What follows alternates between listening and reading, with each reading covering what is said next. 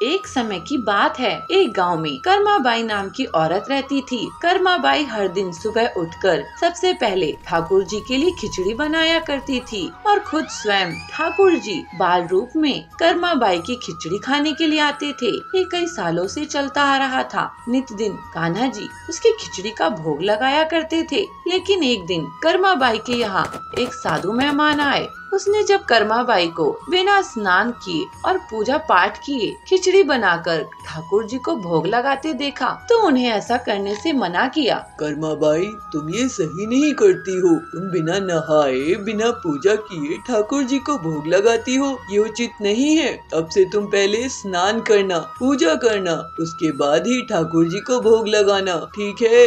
ठीक है साधु महाराज, आपकी जो आज्ञा। अब से मैं स्नान आदि करके पूजा पाठ करके ही ठाकुर जी को भोग लगाया करूंगी। साधु महाराज की बात मानकर कर्माबाई ने अगले दिन से स्नान करके पूजा के बाद प्रसाद तैयार करा। इसमें उसे बहुत देर हो जाती पर वो बालक रूपी कृष्ण तो अपने समय पर आ जाते थे। माई, बहुत भूख लगी है, जल्दी से खिचड़ी दे दो ना। हाँ बेटा, रुको, अभी लाती हूँ। अब तो बालक रूपी भगवान जल्दी जल्दी खिचड़ी खाकर बिना हाथ मुंह साफ किए चले जाते थे। भगवान जगन्नाथ के मंदिर में जो पुजारी कई सालों से काम कर रहा था, वो जब भगवान जगन्नाथ को ऐसा देखता था, ये भगवान जगन्नाथ जी के मुंह पर खिचड़ी कैसी? मंदिर में तो कई दिनों से खिचड़ी का भोग बना ही नहीं, फिर ये खिचड़ी कैसी? हे प्रभु, ये आपकी कैसी लीला है? तभी जगन्नाथ भगवान उसके सामने स्वयं प्रकट होते हैं और कहते हैं, मेरी भक्त कर्माबाई मेरे लिए बड़े ही प्यार से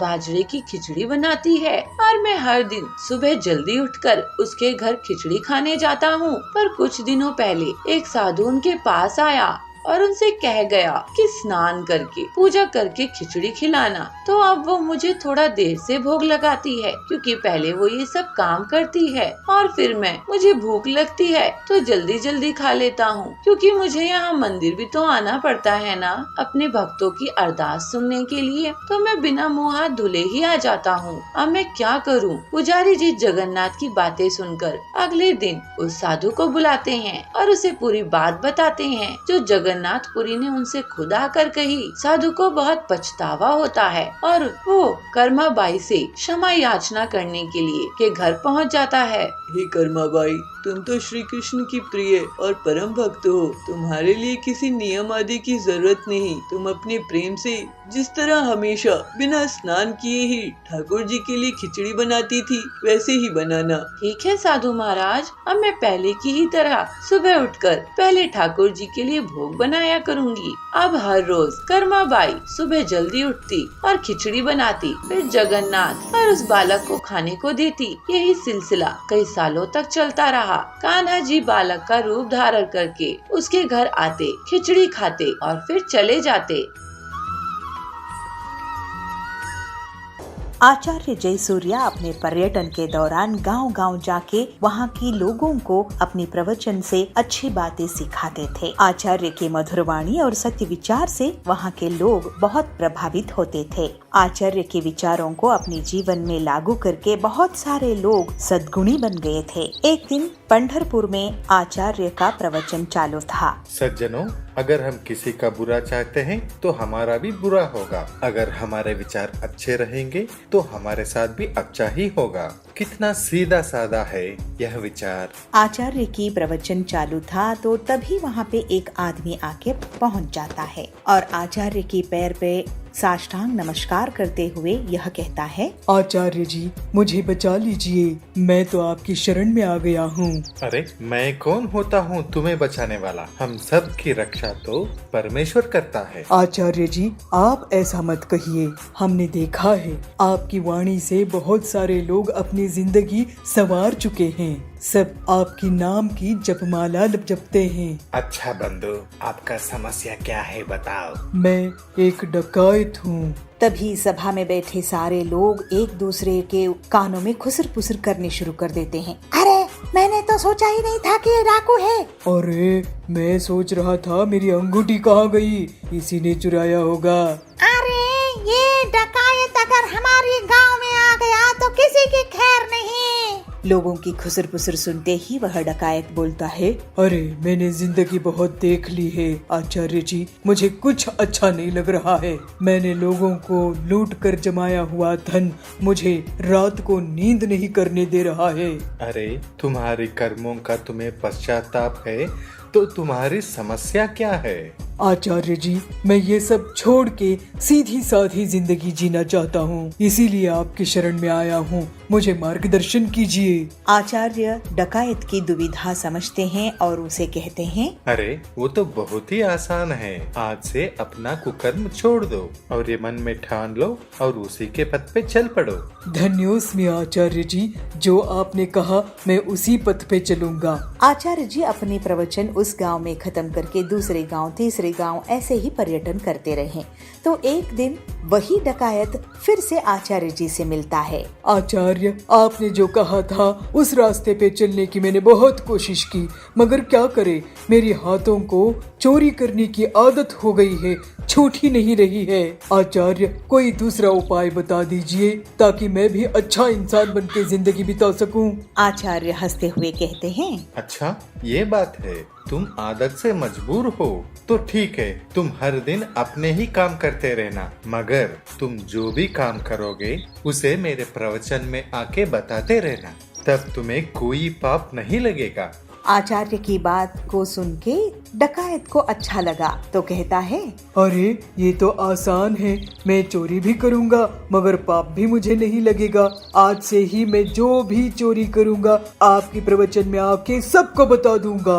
ऐसे कह के डकायत वहाँ से निकल जाता है और कितने ही दिन बीत गए मगर डकायत वापस नहीं आता है आचार्य के पास। तभी अचानक एक दिन आचार्य के शिष्य को उसकी याद आती है और शिष्य कहते हैं, गुरुजी, कितने दिन हो गए लेकिन वो डकायत तो आज तक आपके पास वापस आया ही नहीं, तो इसका मतलब आपका बताया हुआ बातों से उसके ऊपर कोई भी प्रभाव नहीं हुआ क्या?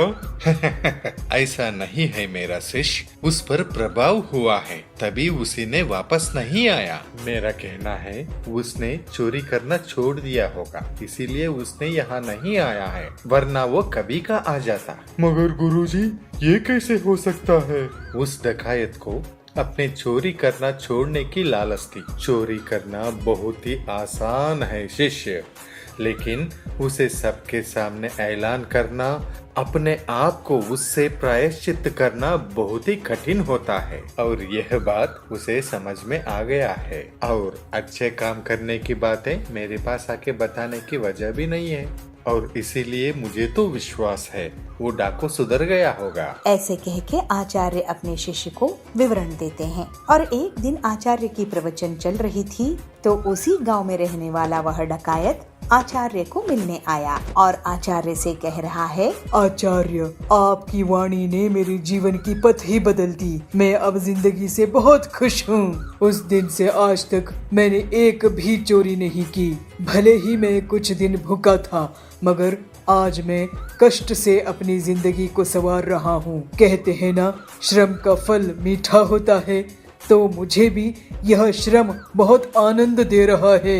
आपकी आशीर्वाद मुझ पर सदा ऐसे ही बने रहे आचार्य। ऐसे कह के साष्टांग नमस्कार करता है। यह बातें सुनकर आचार्य की मन भी बहुत प्रसन्न हुआ और वह डकायत को कहते हैं, अब तुम्हें कोई प्रायश्चित की जरूरत नहीं है, अब तो तुम सदाचारी बन गए हो, तुम सदा सुखी रहो। ऐसे कहते हुए आचार्य अपने प्रवचन के लिए अगले गांव निकल पड़ते हैं।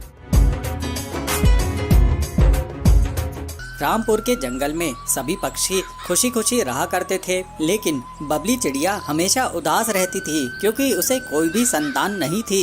छोटे छोटे पक्षियों को देखकर उसके मन में आता था, इन छोटे छोटे बच्चों को देखकर कितना अच्छा लगता है, काश मेरे भी कोई संतान होती। पता नहीं देवी मुझसे क्यों रूठी हुई है। मैं उनसे आज प्रार्थना करूंगी कि मुझे भी वो संतान का सुख दें। जब तक वो मुझे वरदान नहीं देंगी तब तक मैं वहाँ से नहीं हटूंगी। ऐसा सोचकर बबली देवी माँ के पास जाती है। देवी माँ की मूर्ति के सामने बबली रोते हुए कहती है, हे देवी माँ, मुझे भी आशीर्वाद दो, मुझे भी कोई संतान हो। इतने साल हो गए मेरी शादी को, लेकिन मुझे अभी भी कोई अंडा नहीं हुआ है। मैं आपसे प्रार्थना करती हूँ। बहुत देर तक बबली देवी माँ के सामने प्रार्थना करती रहती है। थोड़ी देर बाद बबली वापस अपने घर आती है। कुछ दिनों बाद बबली को पता चलता है कि वो अंडे देने वाली है। बबली कहती है, हे देवी माँ, आपका बहुत बहुत धन्यवाद, आपने मेरी प्रार्थना स्वीकार कर ली। इसी तरह कुछ दिन बीत जाते हैं और बबली को इमली खाने की इच्छा होती है। फिर बबली इमली की तलाश में जंगल के अंदर चली जाती है और उसे एक इमली का पेड़ दिखाई देता है। उसे देखकर वो सोचती है, इसमें बहुत सी इमलियाँ लगी हुई है, मैं कुछ इमलियाँ तोड़ लेती हूँ। कुछ इमलियाँ मैं यहीं खा लूंगी और कुछ अपने साथ घर ले जाऊंगी। जैसे ही बबली इमलियाँ तोड़ने लगती है, वैसे ही इमली के पेड़ में रहने वाला बाज उस पर हमला कर देता है। बहुत दिनों बाद मुझे चिड़िया का मांस खाने को मिलेगा, बहुत मजा आएगा। बबली उससे गिड़गिड़ाते हुए कहती है, मुझे छोड़ दो, मैंने तुम्हारा क्या बिगाड़ा है, मैं तो माँ बनने वाली हूँ। अच्छा ठीक है, जब तू माँ बन जाएगी उसके बाद मैं तुझे अपना शिकार बनाऊंगा, क्योंकि मैं किसी भी गर्भवती को अपना शिकार नहीं बनाता हूँ। बाज बबली को उठाकर एक गुफा में बंद कर देता है। बबली वहाँ पर रोने लगती है। जंगल में आने के पहले मैंने तो किसी को बताई भी नहीं, सभी लोग मेरी तलाश कर रहे होंगे। अब मेरे साथ साथ मेरा होने वाला बच्चा भी खतरे में पड़ गया है। दूसरी तरफ नदी के किनारे बबली चिड़िया के नहीं मिलने के कारण चारों तरफ हड़कंप मच जाता है। दोस्तों, लगता है बबली चिड़िया किसी मुसीबत में फंस गई है। हमें जंगल में जाकर देखना चाहिए, वो बहुत देर से किसी को दिखाई नहीं दी है। पीलू चिड़िया कहती है, हरिया काका, बबली दीदी देवी माँ की बहुत बड़ी भक्त थी, हम पहले देवी माँ से आशीर्वाद लेते हैं, फिर उन्हें ढूंढने जाते हैं। ऐसा सोचकर पीलू और हरिया काका पहले देवी माँ से आशीर्वाद लेने के लिए जाते हैं। हे देवी माँ, हमें आशीर्वाद दीजिए, हम बबली दीदी को ढूंढ निकाले। फिर पीलू और हरिया काका जंगल की ओर जाते हैं। थोड़ी ही देर बाद उन्हें बबली एक गुफा के अंदर मिल जाती है। हरिया काका, पीलू चिड़िया, मुझे बाज ने कैद कर दिया था, मुझे उससे बचाओ। अरे बबली बहन, तुम चिंता मत करो, हम उस बाज के हाथ पैर तोड़ देंगे, उसको ऐसा सबक सिखाएंगे कि किसी को वो छू नहीं पाएगा। उसी समय वहाँ पर बाज आ जाता है और हरिया काका और पीलू अपनी समझदारी से उस बाज का मुकाबला करते हैं और उसकी पिटाई कर देते हैं। इस तरह से वे लोग बबली को बाज की कैद से आजाद करा लेते हैं और उसे सुरक्षित घर ले आते हैं। फिर पीलू चिड़िया की देखरेख में बबली एक अंडा देती है और उस अंडे से एक छोटी सी नन्ही सी बच्ची जन्म लेती है। पीलू बबली से कहती है, बबली बहन, देवी माँ की तुम पर बहुत कृपा है, तुम्हारी जान भी बच गई और तुम्हें एक अच्छी सी बच्ची भी हो गई। इस तरह से बबली खुशी खुशी अपनी बच्ची के साथ रहने लगती है। टूनी सुबह सुबह अपने घर के आंगन में खड़ी तुलसी को पानी दे रही थी। तभी उसके पड़ोस में रहने वाला कालू नाम का एक लड़का है। वो आता है और कहता है, अरे भाभी जी, घर पर है क्या? नहीं नहीं कालू जी,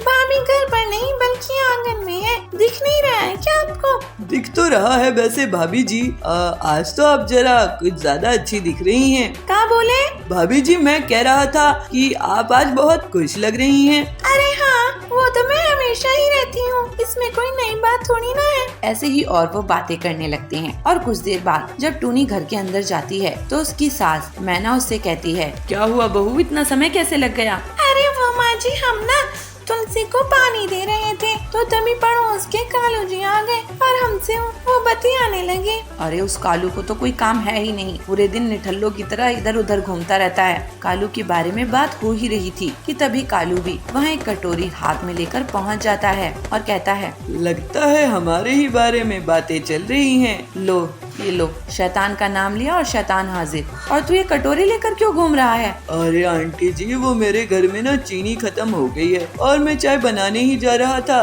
तो मैंने सोचा कि अब मैं क्या दुकान पर जाऊं, यहीं से कुछ चीनी मांग लेता हूं, आखिर पड़ोसी किस दिन काम आएंगे। तभी टूनी कहती है, हाँ हाँ सही किया आपने कालू जी, लाइए दीजिए कटोरी, हम अभी आपको चीनी लाकर देते हैं। टूनी काली को एक कटोरी चीनी लाकर देती है और वो कहता है, थैंक यू भाभी जी। ऐसा कहकर वो वहाँ से चला जाता है और मैना कहती है, बहू तू ना इसे कम ही मुँह लगाया कर, मुझे ये कतई अच्छा नहीं लगता, पूरे दिन निठल्लों की तरह यहाँ वहाँ घूमता रहता है। अरे माँ माँ जी सही तो है वो, हंसकर 2-4 बातें कर लेते हैं, और क्या चाहिए। अरे बहू, तू यही तो नहीं जानती, तू बहुत ही मासूम है ना। कालू टूनी के हर दिन कम से कम 10 चक्कर घर में तो लगा ही दिया करता था और टूनी भी उसकी बहुत आवभगत किया करती थी। कालू जी आप बैठिए, हम आपके लिए चाय और पकौड़ियाँ बना कर लाते हैं। तब तक टूनी की सास भी वहाँ आ जाती है और कहती है, नहीं बहू, वो तो नहीं हो पाएगा क्योंकि घर का तेल और सिलेंडर दोनों खत्म हो गया है। और कालू, तुम यहाँ क्या कर रहे हो? अरे तुम्हारी बीवी तुम्हें ढूंढ रही है। वैसे तुम कोई काम धंधा क्यों नहीं ढूंढ लेते? कब तक भाभी जी घर पर हैं विभूति जी के जैसे निठल्ले घूमते रहोगे? ये बात सुनकर तो कालू दुम दुबाते हुए वहाँ से भाग जाता है और टूनी और उसकी सास हंसकर मुस्कुराने लगती हैं। सुंदरपुर नाम के गांव में टूनी अपनी माँ कोकिला के साथ रहती थी। टूनी की माँ टूनी की एक आदत से बहुत ही परेशान रहती थी। वो आदत थी उसके ना नहाने की आदत। सर्दियाँ शुरू हुई नहीं कि उसका नहाना शुरू हो गया। कई हफ्ते बीत जाते हैं लेकिन टूनी नहीं नहाती। ऐसे ही एक दिन उसकी माँ कोकिला उससे कहती है, टूनी सच सच बता, कितने दिन हो गए हैं तुझे नहाए हुए? अरे माँ, तुम भी ना क्या बात लेकर बैठ गई। नहा लूंगी ना मैं, अभी देखो ठंड कितनी पड़ रही है। इतनी भी ठंड नहीं पड़ रही है और मैं तुझे अच्छे से जानती हूँ। पूरे 2 हफ्ते हो गए हैं तुझे नहाए हुए। पता नहीं कितनी बड़ी आलसन मेरे घर में पैदा हो गई। देख तेरे अंदर से कितनी बदबू आ रही है। छी, चल पानी गर्म कर दिया है मैंने, जाकर नहा ले। चल। टूनी बेमन से उठती है और नहाने के लिए चली जाती है, लेकिन टूनी नहाने की इतनी बड़ी चोट थी कि वो पानी खुद के ऊपर गिरती ही नहीं और जमीन पर गिरती हुई कहती है, अरे मैया कितनी ठंड है, अरे कितनी ठंड लग रही है। बाहर खड़ी उसकी माँ उसकी ये आवाजें सुन रही थी और वो समझ गई कि उसकी बेटी नहाने का नाटक कर रही है। ऐसे ही कुछ दिन बीत जाते हैं। फिर एक दिन टूनी के लिए एक लड़के का रिश्ता आता है। लड़के का नाम सोनू था, जो सिविल इंजीनियर था और मुंबई में काम करता था। टूनी के माँ बाप को सोनू और उसका परिवार बहुत पसंद आता है, इसलिए वो उसकी शादी अपनी बेटी से करवा देते हैं और जनवरी के महीने में 2 तारीख में उनकी शादी हो जाती है। लेकिन टूनी अभी भी अपनी आदत से बाज नहीं आती। अपने ससुराल में आने के बाद भी वो कई दिनों तक नहीं नहाती। फिर शादी के कुछ दिनों बाद सोनू मुंबई चला जाता है और टूनी घर पर अपनी सास के साथ रहती है। एक दिन उसकी सास उससे कहती है, अरे ये गंदी बदबू कहाँ से आ रही है? छी टूनी बहू, ये बदबू तेरी तरफ से आ रही है। नहीं माँ जी, ऐसा कैसे हो सकता है? मुझ में से बदबू क्यों आएगी? लेकिन बहू, हम दोनों के अलावा तो यहाँ कोई है ही नहीं। मुझे लगता है तेरे अंदर से ये बदबू आ रही है। नहीं माँ जी, आपको कोई गलतफहमी हुई है। मेरे अंदर से भला क्यों बदबू आएगी? मैं तो हर रोज नहाती हूँ। ठीक है बहू, शायद मेरी नाक आज खराब हो गई है। लूसी ऐसा कहकर वहाँ से चली जाती है और टूनी भी अपने कमरे में जाकर अपने ऊपर परफ्यूम लगाती है और कहती है, अब देखती हूँ कैसे बदबू आती है। ऐसे ही टूनी को नहाए हुए 1 महीना बीत जाता है, लेकिन वो फिर भी नहीं नहाती। फिर एक दिन उसकी माँ उससे मिलने आती है और कहती है, टूनी तू ये बात बता, तू अब भी नहीं नहाती है ना? तुम बता, नहाई है आज या नहीं? अरे माँ, तुम भी ना कैसी बातें कर रही हो? मैं रोज नहाती हूँ। अच्छा, अपनी माँ से भी झूठ बोलने लगी है लड़की। खैर, ये तो आज की कोई नई बात है नहीं, तू तो पहले से ही झूठ बोलती है। देख, मुझे तेरा झूठ बोलना बिल्कुल पसंद नहीं है। मुझे सच सच बता, तेरी शक्ल देखकर ही बता सकती हूँ तू कि कई दिनों से नहीं नहाई है। और देख कितनी बदबू आ रही है तुझ में से। छी, बिना नहाए रह कैसे लेती है? अरे माँ, तुम्हें तो जासूस होना चाहिए था। वैसे सही कहा आपने। अब आप माँ हो, आपसे क्या छिपाना। मुझे नहाए हुए पूरे 1 महीना हो गया है। ये बात टूनी की सास भी सुन लेती है और वो ये बात सुनकर सीधे बेहोशी हो जाती है और टूनी को अब बहुत शर्मिंदगी होती है कि उसका इतना बड़ा राज खुल गया। पितापुर नाम के छोटे से गांव के जंगल में एक गरीब चिड़िया पीलू कपड़े डिजाइनिंग का काम करती थी। वो अपने ही घर से छोटा सा बुटीक चलाती थी, वहीं पे काम करती थी और वहीं पे रहती थी। पीलू जंगल में पहली कपड़ा डिजाइनर थी। ऐसे ही एक दिन हरी तोती पीलू के यहाँ पहुँचती है। पीलू, मुझे देखने के लिए लड़के वाले आने वाले हैं। अगर लड़के को मेरी ड्रेस पसंद आ गई और मेरी शादी पक्की हो गई तो मैं तुम्हें पैसे दूंगी, नहीं तो मैं तुम्हें पैसे नहीं दूंगी। लेकिन आप लड़के को पसंद आओगी कि नहीं, इसका मेरी ड्रेस से क्या लेना देना? बस मैंने कह दिया तो ये दिया, तुम मुझे ड्रेस दिखाओ। पीलू फिर दुखी मन से उसको ड्रेस दिखाती है और एक ड्रेस लेकर हरी तोती वहाँ से चली जाती है। ऐसे कैसे चलेगा? कोई मुझे पैसे ही नहीं देता है। यहाँ के लोग कब समझेंगे कि मैं एक बुटीक चलाती हूँ, फुटपाथ के कपड़े नहीं बेचती हूँ। हरी तोती को देखने के लिए लड़के वाले आते हैं। आपकी ड्रेस तो बहुत ही अच्छी है, लगता है किसी प्रीमियम बुटीक से ली है। आपको ये कलर भी बहुत सूट कर रहा है। लड़के की बात सुनकर हरी बहुत खुश होती है और उसका रिश्ता पक्का हो जाता है। उसके बाद वो पीलू के पास जाती है। पीलू जी, मेरी ड्रेस मेरे होने वाले पति को बहुत पसंद आई। तुम्हारा बहुत बहुत शुक्रिया, मैं इसकी पेमेंट करने के लिए आई हूँ। आपको बहुत बधाई हो हरी, और धन्यवाद कि आप मुझे पूरे पैसे देने के लिए आई हैं। इसके बाद पीलू बहुत सी और पक्षियों को ड्रेसेस देने लगी और सभी उसे थोड़े बहुत पैसे देने लगे। ऐसे ही कुछ दिन बीत जाते हैं।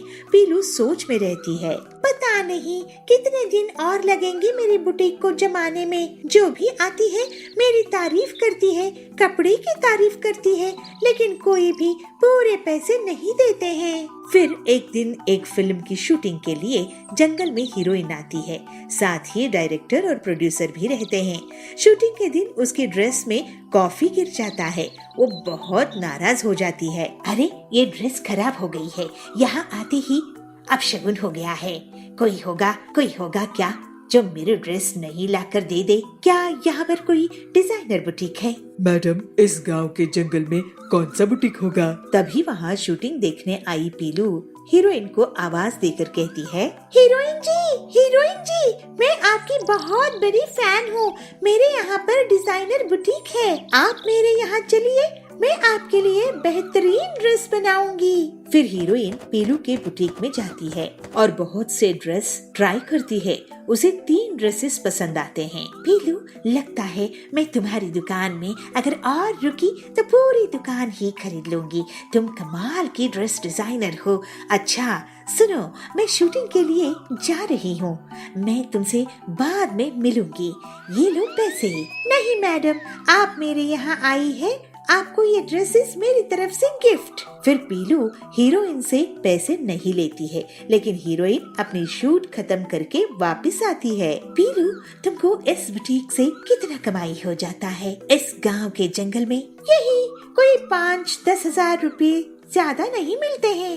अरे, तुम जैसी टैलेंटेड ड्रेस डिजाइनर को इतनी कम इनकम? तुम मेरे साथ चलो, मैं तुम्हें महीने का 2 लाख रुपए दिलवा दूंगी। दूसरी हीरोइंस और अमीर बिजनेस कराने की लेडीज के लिए तुम ड्रेसेस डिजाइन करना, तुम बहुत जल्द ही करोड़पति बन जाओगी। पीलू ये सुनकर बहुत खुश होती है और अपने टैलेंट और मेहनत से वो बहुत जल्द ही बहुत तरक्की करती है और अब उसके पास बहुत सारी हीरोइंस का और अमीर घरानों की औरतों का ऑर्डर रहता है। पीलू बहुत अमीर हो जाती है, लेकिन उसे अपने गरीबी के दिन याद रहते हैं। वो हर हफ्ते गरीबों को मुफ्त में कपड़े दान दे देती थी। इस तरह से पीलू हंसी खुशी रहने लगती है।